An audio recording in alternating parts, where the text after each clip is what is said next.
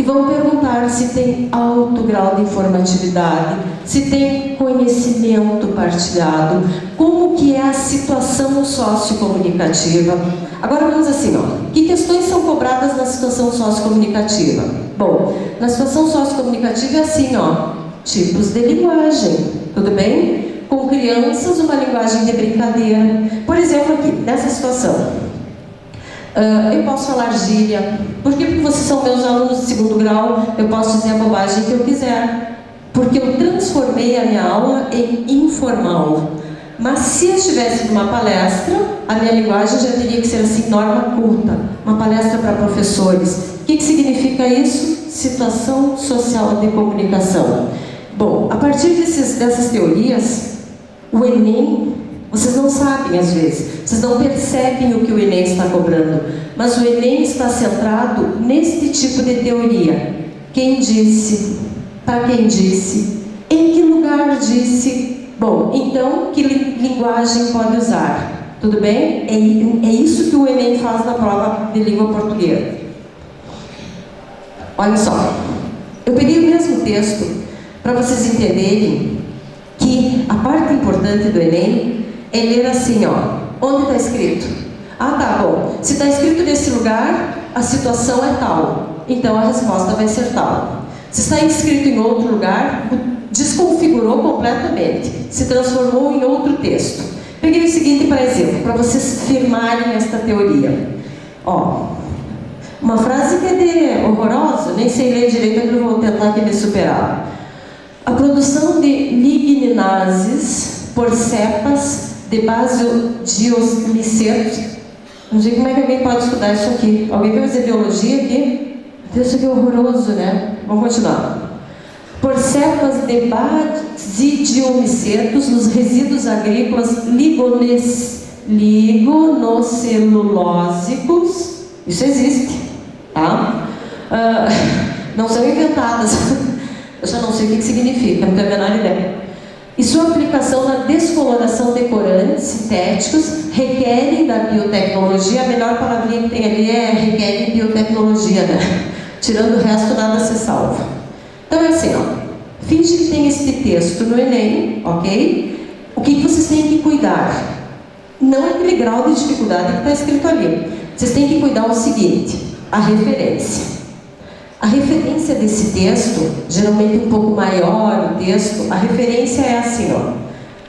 É uma pesquisa, tudo bem? É um artigo veiculado inicialmente em revista científica, ok? Revista científica, Universidade de Brasília, e agora está disponível naquele site de pesquisa, ok? Características desse texto, vamos pensar.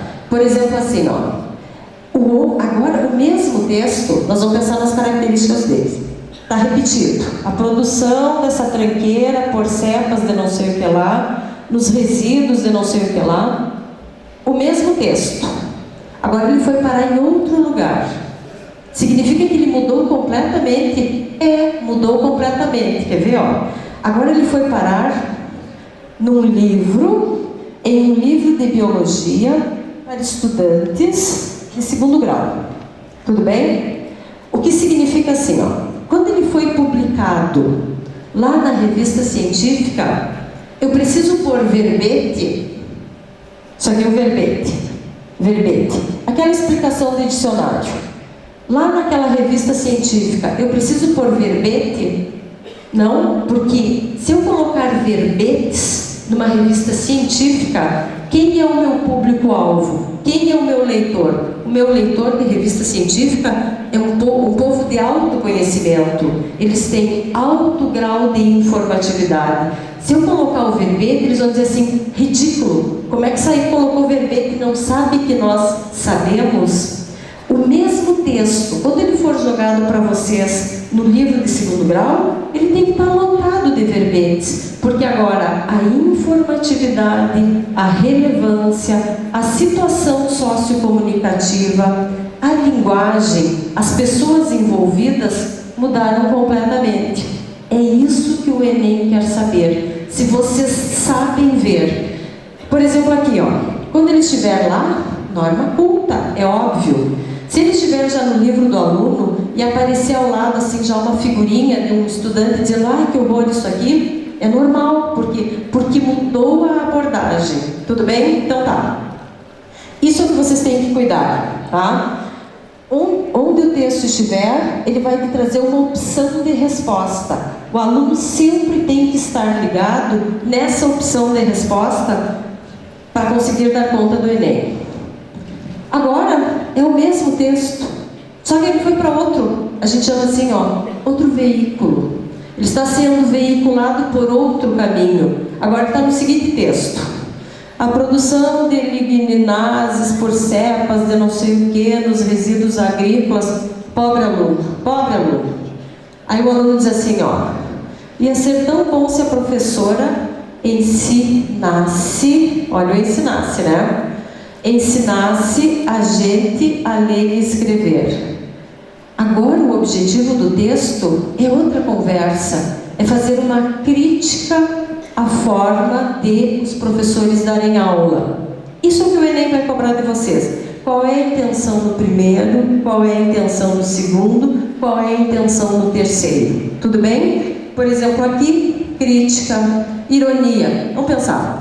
Se em uma das alternativas estivesse a opção, letra B, ironia devido ao fato de papapá. Nessa opção, cabe a ideia ironia?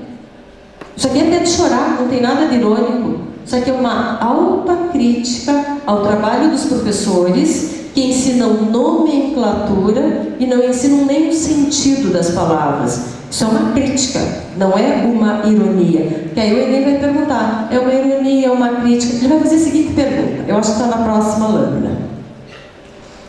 Não, ainda não. Bom, em relação aos três textos anteriores, o Enem vai misturar sempre a questão da linguagem. O primeiro texto, que era aquele veiculado em nível lá universitário, que era um artigo científico, norma culta. Quando foi parar no livro do aluno, talvez a exigência já não fosse a norma culta, mais suave, porque daí a linguagem vai variando. E quando veio ali para o texto do menininho, aí sim, poderia ter alterado completamente. Por quê? Porque era língua falada. Tudo bem? Isso vai mudando sempre no Enem. O Enem vai sempre querer saber de vocês, com aqueles enunciados que eles elaboram, se você sabe em que momento se usa a norma culta, em que momento se usam as variações. Na verdade, as variações a gente usa meio sempre. A norma culta é que é muito lá específica, muito de vez em quando a norma culta. Então não é para ficar marcando assim, aparece qualquer errinho, o aluno às vezes... Não, eu acho que não, mas assim, o aluno às vezes tem a tendência a responder assim, sempre tem que usar a norma culta. Até porque, vamos combinar, às vezes o discurso dos professores nas escolas é assim: tu não sabe falar direito, criatura, aprenda português. Fala não tem nada a ver com escrita, é conversa completamente diferente. Falar é falar assim como a gente fala, tá bom, tá certo, me dá, te digo, te disse. Por que eu estou dizendo assim, tá bom, me dá?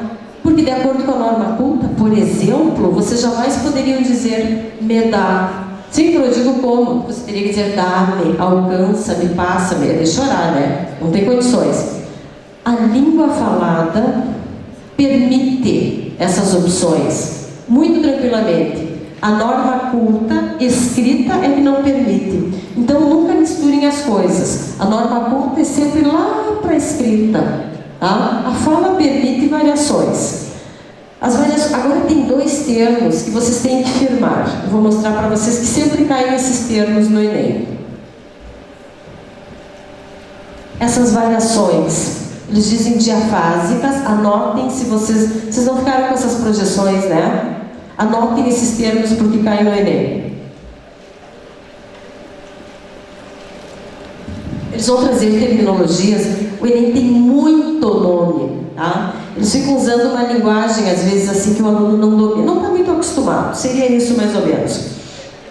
Então, a linguagem e os textos e a forma como os textos são escritos depende. É, isso mesmo, depende.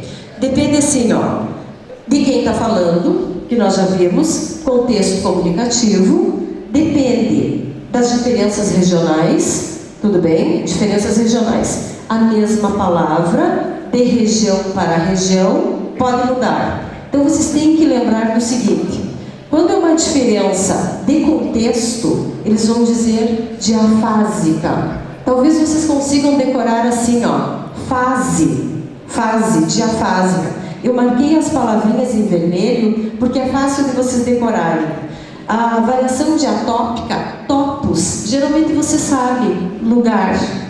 Então, quando é uma variação diatópica, ela é de lugar para lugar. Um lugar chama de um jeito, o outro lugar chama do outro, porque a língua varia. Por exemplo, ali na lâmina diz assim, ó, a gente chama aqui de abóbora. Vou comer uma abóbora hoje. Vamos almoçar abóbora. Vou comprar abóbora. Em outros estados, eles chamam de gerimum. A linguagem é altamente variável. Esta que muda de lugar para lugar o nome, é uma variação diatópica. Aquela que muda em função do texto, da situação sociocomunicativa, é assim, ó, é criança. Então, é uma linguagem de criança. É um público assim super, só de professores, é uma coisa, um evento mais assim, que tenha que requintar a linguagem. É daí uma função diafásica. É uma variação que eu vou ter na linguagem diafásica. E quando for assim, ó, diastrática, vocês vão lembrar diastrática por estratos sociais. Tudo bem? O que é uma variação de linguagem diastrática? É quando ela envolve a convivência entre os grupos. Ó, ok. Por exemplo, assim, ó. Eles vão perguntar nos últimos Enem, não sei se eles vão perguntar desta vez, mas nos últimos Enem caiu a questão da gíria, do jargão. Tanto a gíria quanto o jargão fazem parte das variações diastráticas, de estratos sociais diastrática. Dependendo do grupo, podemos citar a linguagem dos advogados, que vamos combinar, se a gente não está bem inteirado, às vezes não entende o que os advogados estão falando. Surfista, classe médica, entre outras. Agora eu vou trazer 2 nomes para vocês lembrarem. Uma questão do ano passado do Enem, ela trazia o seguinte, copiei a questão para vocês verem como eles colocam. Questão 98 do Enem.